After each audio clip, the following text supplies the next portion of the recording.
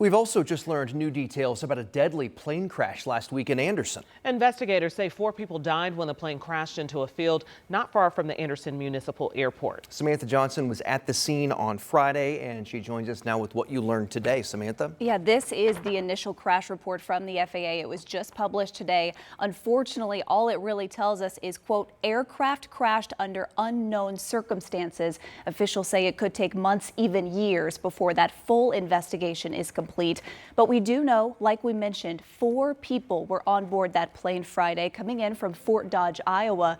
The victims range in age from 68 to just 19 years old. And that includes 36-year-old Braden Hicks, who was a passenger on that plane.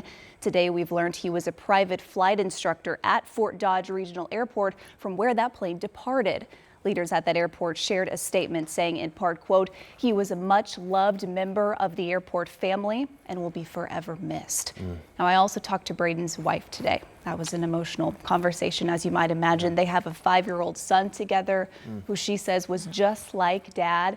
And she shared a message with me that she wants every family to hear. So you'll have that coming up at 5:30 here on 13 News. Do we know what they were doing in Anderson, why they were here from Iowa? So Braden's wife says there were 4 people on that plane, like we mentioned. They were actually coming here to check out buying a new plane from one of the dealerships here. She says it was the same place Braden actually bought his very first airplane.